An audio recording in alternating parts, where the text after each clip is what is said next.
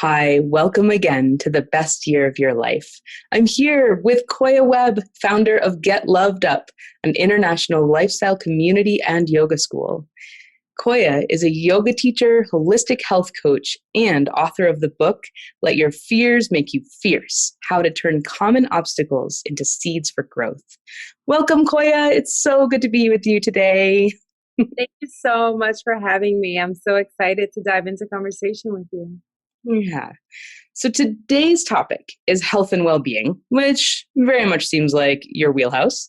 And you are a passionate advocate for self-care. And I know that this stems from some physical challenges that you've had in your own life. And I was wondering if to get us started, if you could share a little bit about your background and your own personal story and how did you get here today? Absolutely. Thanks for asking the question. And I think that's kind of where it starts with well-being with all of us is just asking ourselves questions and asking our body questions, asking our mind our questions, and just really diving into how we're interconnected energetically. And for me, I really struggle with self-worth and value, being a woman and in a man's world, and really learning how to step into my own, especially in a home that was very traditional, where my dad worked and my mom raised four of us children. It was very hard for me growing up to know anything else but that. So standing in my power and allowing myself to speak up instead of just speaking when I was spoken to, especially as an outspoken, ambitious, go getter type of person, that side of me was not really encouraged growing up. So I grew up feeling just very confined and not able to express myself. And it took me many, many years to learn how to use my voice, and it's okay to think differently, and it's okay to speak up, and it's okay to be awkward and all those things. So I really just had to learn how, and it's okay to be independent as a woman. It's okay to, have a family and raise kids, and that's beautiful. It's okay to have a business, and you could do either or both, and it's all beautiful. Whereas when I grew up, I only had one side of that picture. So for me, it was more of an emotional understanding of what I really desired with my life outside of just what society was feeding me or what my family wanted to see from me. And now I really just teach people to explore your soul, explore your heart, explore all of your desires, and you get to decide, you get to choose what your life looks like. That's beautiful. Thank you. And I know you do some of that work as a health coach. So I'm wondering if you could describe to us, what does a health coach do and how do you help people in that way?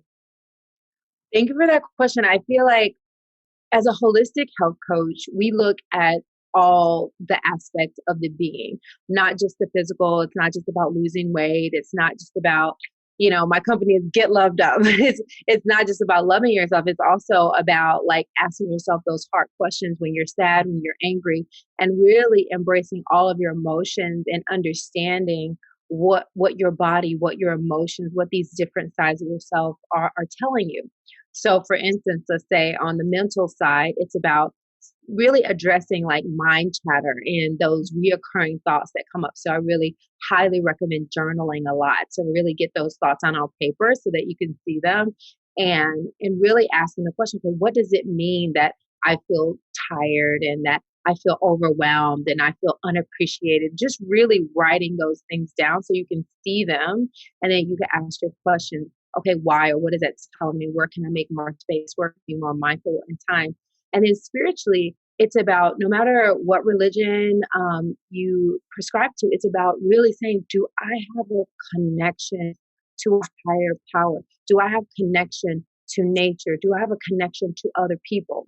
And realizing we're all in this together. So there's a way to be connected and also there's a way to disconnect. And a lot of times because of trauma, because of, like I did as a child, feeling so different than how I was trying to be raised or thinking I had to be, that can cause a disconnect. So it's really about like looking at those ways that we feel disconnected from nature, disconnected to our spiritual self, or maybe we had a religion, but we felt so judged or in fear that we disconnected. And so spiritually looking at those and then bringing that connection back. And then physically, listening to our body. Like if our body is like we have digestion, or we're having breakouts, or we're having, just these really, I call them signals. Our body are just signaling to us that something is out of balance. Not necessarily something is wrong. Sometimes it's just out of balance. And when we look at ourselves in this gentle, mindful way, as we would look at a child, we're able to see emotions as feedback. We're able to see these expressions in our body as feedback, and we're able to see disconnection from spirit as feedback that we need more love. And so that's where Get Loved Up comes in, and it's all about loving yourself, loving others, and loving the world in that order. Because the more you look at yourself and you start to notice the signs, and really address those, the more you can help others and the more you can help the world. But it really starts with that self-reflection and getting to know yourself mentally, physically, spiritually, emotionally, and really starting to love yourself. That's beautiful. Makes a lot of sense to me.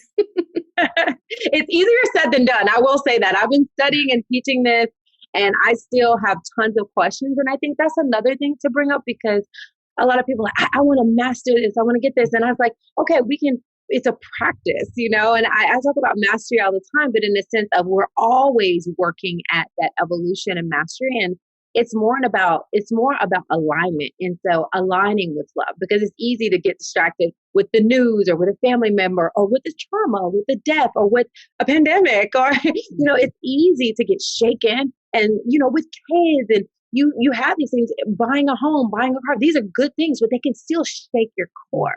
They can still be a distraction to that vibration of oneness. And so it's about looking at it all, and not just saying, oh, that's bad and that's good, but looking at it all and how we are aligned with love, and how we can become unaligned, and what it looks like to be that way, and also what it looks like to come back into alignment.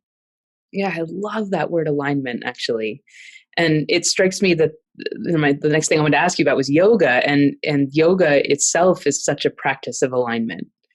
And you've made that a very important part of your life. So I was wondering if you could talk about, your journey with yoga, and how you got there, and sort of what those benefits are for folks. Absolutely. Well, yoga for me, it was an act of self-care. And I was a track athlete, and I was running, and I was like, I want to go to Olympics and make a difference in the world with my gold medal. And I had all these big hopes and dreams of what I wanted to do with that. And my sophomore year, just walking from class, not on the track, not doing anything like outrageous like I can normally do. I just said, I was walking home from class, and I felt this sharp pain in my back, and fell to the ground. And I was like, what in the world just happened? And I went to the doctor. They said it's a stress fracture. And I had to sit out for an entire year. And so I was just like, what am I going to do in my life? I put everything into this track and field, into this dream. And I went into depression, and I was crying in classes, and my teacher sent me to the counselor, and she said, you should try yoga. I'm from Tennessee, so Southern Baptist girl, and I was like, yoga, and I see these pictures of these guys in underwear, and worshiping like these statues, and I'm like, I don't even know if that's my cup of tea. So I was really like, some people, I think now it's more mainstream, but back then it was not mainstream, and I wasn't really sure. And luckily, she was like, no, it's just stretching. It's just there are those sides of the religious part, where people practice different things. But at that time, she was just trying to get me in the room. So she got me in the room, and I felt so out of place. I was like, I can't do this. I'm a tight athlete. This is not comfortable. This is not bringing me any bliss. This is not bringing me any joy. I'm anxious. I'm sad. And I just was like, oh, why am I here? And so she came to me, the teacher came to me. She's like, I just want you to breathe. I want you to breathe. And she took a deep inhale and exhale on me, and I felt these chills down my body. And I was like, that felt good. I can do that. I can breathe. I might not be able to do all of these crazy poses, but I can breathe. And so I start breathing, and I just kept feeling this connection every time I would take a deep inhale and exhale. And as you saw, even just started, I was like, let's ground with the breath. And it is my calling card. It's what I do now to really connect me spiritually. And when you have that spiritual connection, I feel like you're in alignment. And so yoga really brought me into alignment, first with the breath, and then doing these different poses allowed me to increase my blood flow and allow my body to heal. The movement, the breath, the mindfulness. I realized, no, Koya, you can't train for 4 to 6 hours a day, study for 4 to 6 hours a day, get about 4 hours of sleep, and keep functioning like that. Like, I didn't understand that I couldn't just run myself right into the ground and still be okay, because I felt okay. But underneath all that, I was really doing harm to myself. And so now that's what I teach people, is how to balance out your work, your social time, your family time, and knowing that there's space and time for all of it. It doesn't have to be perfect, but you do have to plan for it. Yeah. Yeah. So I know mindfulness is important to you, Koya, and I'm wondering if you could just talk about that intersection of, here we're talking about alignment, we're talking about balance, and where does mindfulness come in for you with that? Mindfulness is everything to me, because a lot of times people want to get it perfect, and it's not about getting it perfect. It's just being mindful. And mindfulness just means just heightened awareness about what works for you and what doesn't, about what works for others and what doesn't, about what works for your family members, your kids, and what doesn't. And respecting the fact that it's going to be different for every single person. What works for the planet and what doesn't, and how that all intersects, because it's like one thing might work for you, but it's like killing the planet. So we can't do that. One thing might work for you, but it's annoying your partner. And so mindfulness is about really first understanding self, understanding others, and understanding the world, and how each of those things works efficiently and effectively, and being mindful of how it can all coexist. And to me, that's mindfulness. It's not a selfish thing. It's not just about like, oh, let me practice as much self-care as possible, and I don't have time for my family, I don't have time for I got to do my thing. But that's not mindfulness. That is self-care, which is good, but mindfulness is doing it in balance with your work, in balance with your friends, in balance. And so mindfulness, when you're eating, it's like, it's not necessarily having the perfect diet. It's like, okay, if you notice that you had Thanksgiving, had a little fun for Christmas, I'm going to be mindful. I'm going to have a couple green juices to balance that out. I'm going to try to eat like a salad with each meal. Let me try to eat less processed food. Maybe go for plant-based or meatless Monday, or, just really cleaning out when it comes to nutrition, really when it comes to even the body, just saying, walking a mile a day, or I'm going to do some type of movement that gets my heart rate up. That's mindfulness. That's great for your body. When it comes to connecting to others, it's like, okay, I might not call someone every day, but maybe once a week or once a month. So mindfulness is just identifying what is working best for you and making a commitment to trying to do the best you can. That's great. I feel like a lot of people, I love how you described that. A lot of people struggle with this thing of, I got to get it perfect or got to do it right. And I know that I'm sure many of our audience members can relate to this. And because of that need for perfection, don't actually start. So I'm wondering if you could talk about how someone could start with some kind of mindfulness practice, and how could that actually really help them? Just do it. I get that question. That is the number one question I get. How do I start? Just start. And it's just true, because no matter how you start, you're going to improve. You're going to have some times where you don't do it in alignment with how you want it to, but it's okay. You just start. The beautiful thing about starting is that you can't fail unless you stop. So you can change, you can shift, you can alter, you can get inspired, you can do it differently, but you can't fail unless you stop trying. And I feel like that gives people more encouragement to actually start, because a lot of people don't start because they don't want to fail. It's not even that, okay, I might not get it perfect, but what if people don't like it? It's like, well, try something different, or try and get some feedback, ask people what they think. And so I think once you realize that, oh, I can't fail unless I stop trying, so I'll just keep doing the best that I can, and the best is going to get better and better and better over time. There's not one successful person in the world who has not failed or what they feel like is failing, and the next thing you know, oh, I figured it out. So is that seemingly failure really a failure, or was that just figuring it out? And so that's one thing that I just, tell my community a lot and my coaching clients is that you can't fail unless you stop trying. So if you're still trying, you're still figuring it out. You're still taking it one step at a time, one day at a time. You're growing from mistakes. You're growing from misalignments until you align again. And if you just accept that, you can actually enjoy the journey a lot more versus beating yourself up. And then, all right, I got it. And then let's beat yourself up again. And then I got it. And then I'm happy for like a day. And I'm just beat myself up again. And I know as an ambitious person and someone who likes to achieve, that can be a cycle. It could be a vicious, toxic cycle where you are doing great things, but because you're really not giving yourself grace or enjoying the journey, it just feels like check box after check box. And are you really enjoying life? Right, right. I think that's so important, that quality of leaning into the actual process itself. It isn't really about an end goal. And by it, I mean life. It's really about living and that journey of living. And on that topic, actually, in your amazing book, Let Your Fears Make You Fierce, you talk about this shift from fear-based living to fierce living. And I would love for you to share with us what you mean by that. Absolutely. Well, fierce living is just living in alignment with your soul unapologetically, mentally, spiritually, and physically. So when you get those ideas, when you want to do something, when you get what I call divine download from spirit and you just follow that intuition, you follow that soul calling. And a lot of times we're like, well, what do you think about? We're asking, we're comparing, we're not sure. But if we just really follow unapologetically whatever we're being led into, that's fierce living. And fear is judging that. Well, who am I to do that? Like, or who else has done it? Or what are people going to think if I do it? And we have all these limiting beliefs based on age, based on conditioning, based on trauma.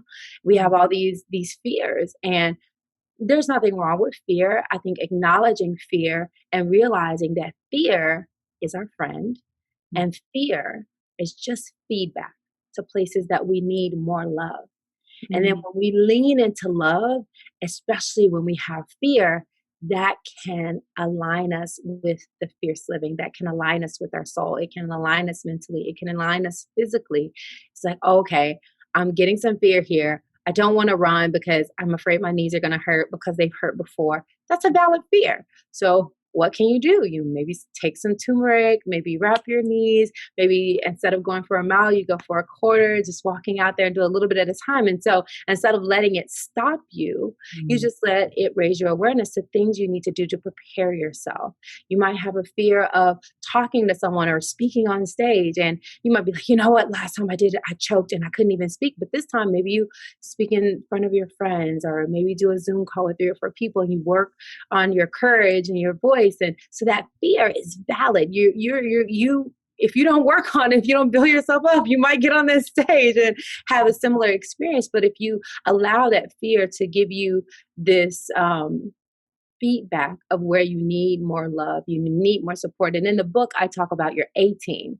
And I feel like it's so important, especially right now where we're separate, of having an A team, people that you can lean on when you have fear, when you get scared, when you're feeling insecure, or you having these emotions out of alignment with love, telling people like, I really need some encouragement today because I don't think I can do this and I'm not feeling it. And, and those people that love you and are down for you, they're going to say, you got this. They're going to give you that encouragement that you need. And that's really important, to have a mentor, to have a friend that you can talk to about anything, to have people that support you in your business, people that support your family. And we all have different gifts and talents. And it's like finding other people. And this is really important to me because, as I said in the beginning, I'm very different now than how I was raised. And I now, get along very well with my family. But there was a time where the different was so huge and I was trying to unlearn so much that there was a separation. And it took time for me to fully eliminate the fear-based thinking and step into my own till I was ready to show up to my family in love, not in judgment, not in telling them how they needed to be, but fully in love and in myself, and able to hold space and also respect and love them where they were without judgment. And that comes from really standing in that space of mindfulness, as we talked about earlier, and just making the commitment to live from this place of love. But it takes a while. It takes a while to really practice it on a daily and regular basis. Yeah, thank you. Is it true? I unfortunately don't have it right here with me, your book, but is it true at the end you kind of have an acronym figured out, like tips for people using the word fierce? Can you?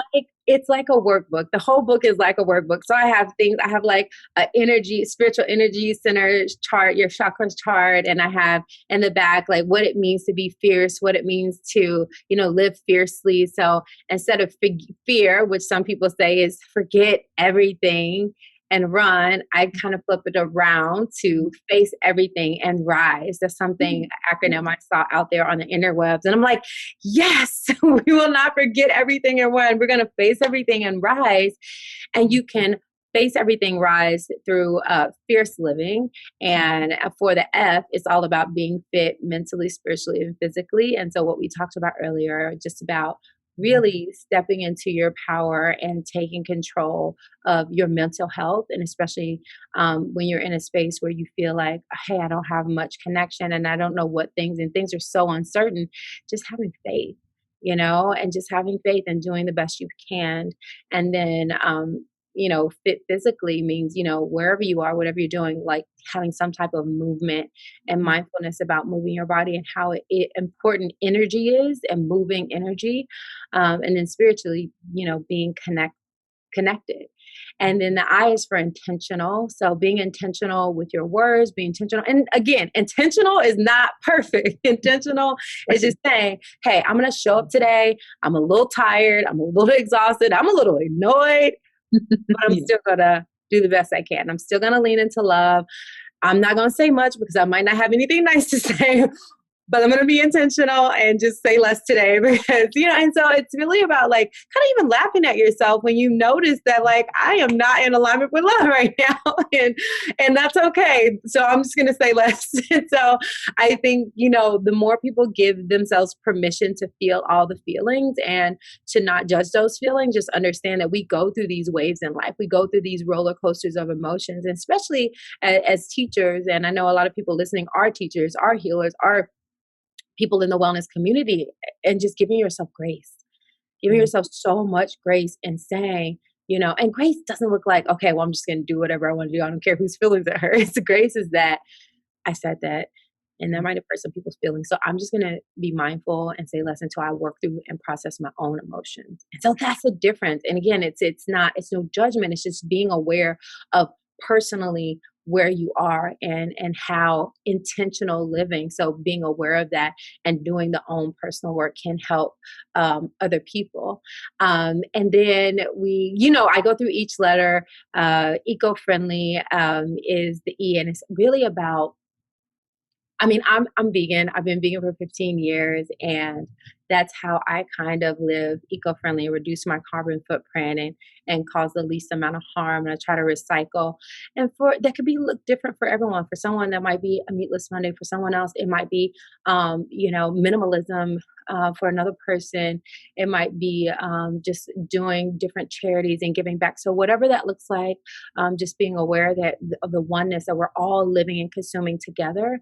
And if someone is hurting anywhere, someone is hurting everywhere, like we're all interconnected, and how, just doing whatever it is to us to understand that connection and feed it in some type of way. It's like knowing your family, someone in your family is starving. And if you bring it to family, it's like, oh, of course I'm going to give. So I'm not going to eat without, if someone in my family is starving, well, that's how we are on a world level. We're all one big family. So the more that we can do whatever it is in alignment with us to mindfully be conscious of the world at large and the family, is going to be helpful. And the C is for consciousness, and just being conscious again. Because sometimes you're like, I know I wasn't conscious till I was conscious. So I was doing a lot of things that were very detrimental to my health, others' health, and the world's health. And consciousness is just always being open-minded to how things can be in more alignment, which you might not be aware of. And when you get those things, instead of feeling like you've been doing something wrong, just realize, no, you were just unconscious. Like you didn't know. And so now that you know, you have the opportunity to do something different where some people beat themselves up and, and feel so bad or beat others up when it's like, no, this person is just unconscious. Let's really spell it out and explain. And then if they choose after the explanation to still live in unconsciousness, then that is a choice. But consciousness is being open to that, being open to seeing things on a collective level, on a world level, and choosing to do those things that are in alignment with love and oneness and wholeness. Mhm. Thank you for going through that. I think, oh, the R. I went all backwards. I went all over there. Oh, So that's okay.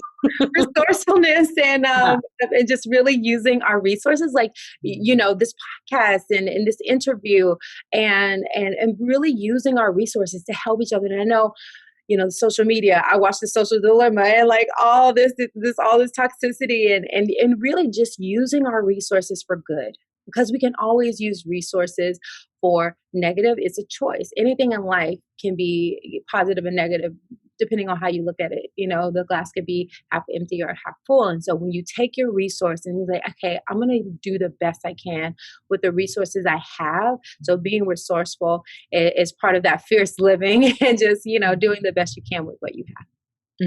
Yeah, thank you. Absolutely. So it strikes me that this is very connected to another of your favorite topics, which is self-love. So I'm wondering if you could talk to us about that.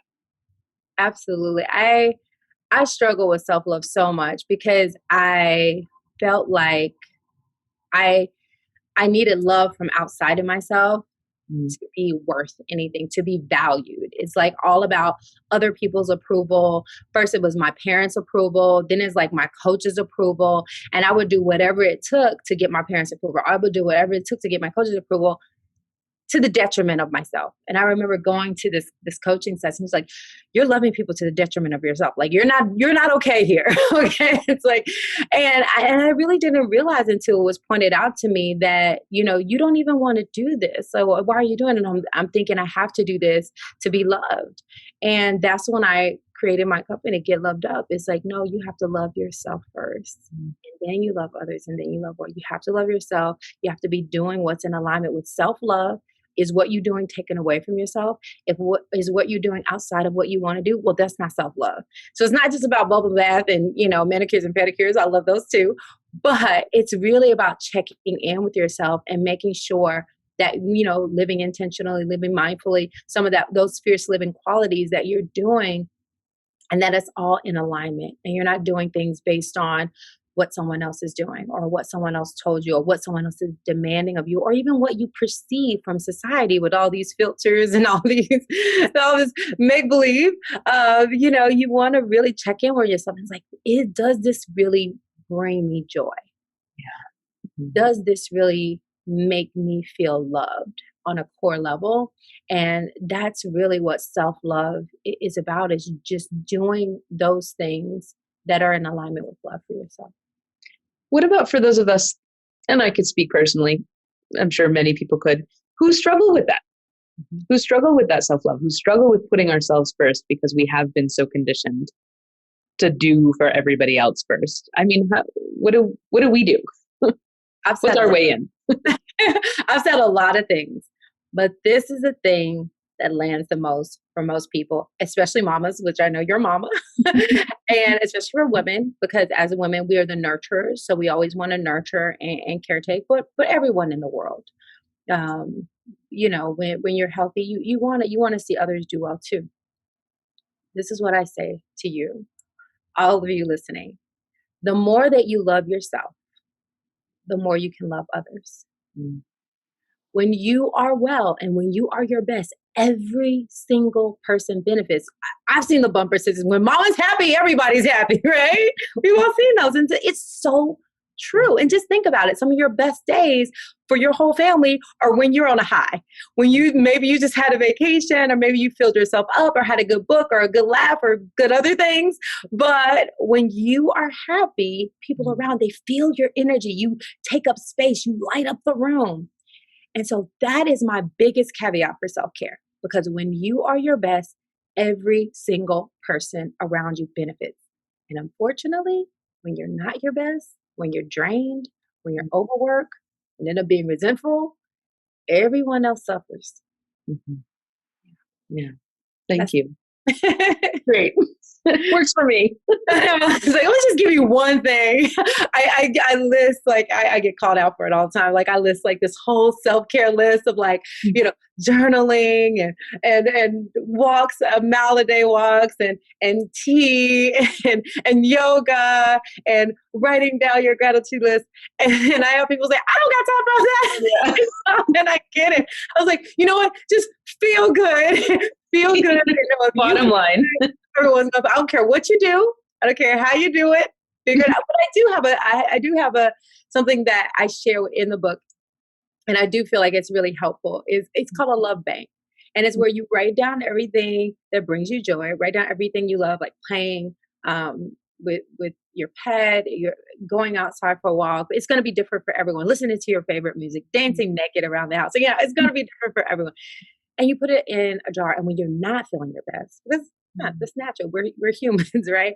You pull something out of that love bank and you get loved up, because that changes your vibration, because it's natural to be overwhelmed, to be exhausted. It's not like you can just do something and then next thing you know, someone's coloring on the wall, or someone said something or posted something or trolled you on the internet, and now your whole mood shifted. So you got to get back, but you already did your self-care thing. So you might have to go in your love bank and pull something to bring you back into alignment with love, because those things can shift. And especially going through this year and seeing all the waves of, like, police brutality, and then social injustice, and then, the election. And there's so many waves of us, unpacking all these things so that we can learn, grow, and evolve, that triggers a lot of misalignment naturally. And so really, I felt myself like getting loved up to like the highest level, because every single day I need to do 4, 5, 6 things just to be in alignment. And for some people, the main thing is rest. Just actually getting a good 4 to 6 hours of sleep a night. And I say 4 to 6 because I know some people listening are not getting 4 hours of sleep. Mm-hmm. Yeah. That's great. I love this love bank idea. I'm totally going to do it with my kids, actually. I think it'd be helpful for them too. Absolutely. Kids love it. And they love writing down. My niece, I just put her on a flight this morning. She just flew, and it's amazing. Like, children, they have this innocence, but they teach us so much, because they really help us realize how simple finding joy can be and how quickly we can get out of it. Right? I think they're like the best examples of kind of the waves of life, and how it's so easy to return and it's so easy to get off. And if we just accept it as part of the journey, like surfing a wave of life, and just realize, oh, I'm off, let me get back on. Oh, I fell off again, let me get back on. And it becomes easier, and we have less judgment, we have less remorse, and we're able to forgive ourselves when we're hard on ourselves. And I think that is the most beautiful thing that our children teach us. Yeah. Yeah. So I'm thinking about the fact that here we are talking about the best year of your life for 2021. And I'm wondering, what would you say in terms of supporting our audience in creating a self-care plan for 2021 to actually help that happen? Definitely the love bank. Definitely the love bank. And just knowing, like, I have a 6-week program, and I'm starting it at the beginning of the year. And I don't know, it'll probably already be going when this comes out, but, and we're calling it New Year Best You. Instead of New Year, New You, which is the cliche term, which I actually absolutely love. But I love Best You because it's already just being the best you can. Because we know we're in unprecedented times. We know we still, in 2021, don't know what's coming at us. But when do we ever know?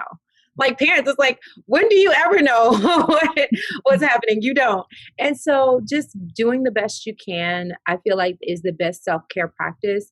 Giving yourself grace, making a schedule, and not beating yourself up if you don't stick to it, but making a schedule so you feel like you have some type of control over your life, realizing that, okay, let me attempt to see how this can possibly fit, and acknowledging when everything you have to do does not fit. Sometimes we kind of stuff it in there. We want to make it, and then we beat ourselves up because it didn't happen. It's like, but that wasn't even realistic in the first place, And so really looking at it. So I think the biggest self-care thing that I teach and that we go over in this 6-week process is like creating a schedule each week, looking at that schedule and reevaluating it and changing Mm. the schedule, switching it up, putting different things in, and just being more gentle with yourself. So self-care looks like grace Mm. and giving yourself grace when you're out of alignment, when you're frustrated, looking at those frustrations as feedback, pretty much everything we talked about during this call, but really taking the time to unpack what brings you joy and weaving those into every day of your life so that you can balance out the stress and so you can balance out the challenges is really important. And I think when you kind of flow through that way and the principles of get loved up, love yourself, love others, love the world, you set yourself up not for perfection, but for being the best version of yourself. And that's what I feel like we can all commit to for this year, to have the best year. Yeah, beautiful. Thank you. And as we close, is there anything else you'd like to say to our people here about making this the best year for their lives? I feel like you've said 1,000 things. But is there one little nugget that you'd like to leave us with? Let's say one little nugget. My favorite quote is, "You are like the sun and the moon. You're meant to shine like the sun during the day and glow like the moon at night. You're here to bless the world with your brilliance. So shine. And don't be afraid of if your shine is different from someone else's shine. If it looks different, your style, your way of being, just fully embrace yourself unapologetically, live fiercely, live confidently, know your worth, know your value, know you are loved. And our collective purpose is just to love and be loved. And that's enough." Mm, wonderful. How can people find you and your work? You can find me at koyawebb.com and getlovedup.com. And it's also Koya Webb and Get Loved Up on social media. Instagram, we're very active. You can DM me, you can, ask questions and just really be part of the community. We're a very open community. We invite everyone in, no judgment, and just, we like to love on people. So join the community. Check out my podcast, get in the conversations, ask questions. And I feel like, again, back to when I was younger, I didn't really always feel comfortable asking the questions. So that's one thing I also embrace in my community is just ask those questions you think you can't ask anybody else. You can ask them in our community. You can ask me because I think that's how we grow. It's just asking the questions and understanding each other and figuring things out. Beautiful. Well, thank you so, so much for being with us. And we're so excited to share your message with everybody. Thank you so much for having me. It was such a treat.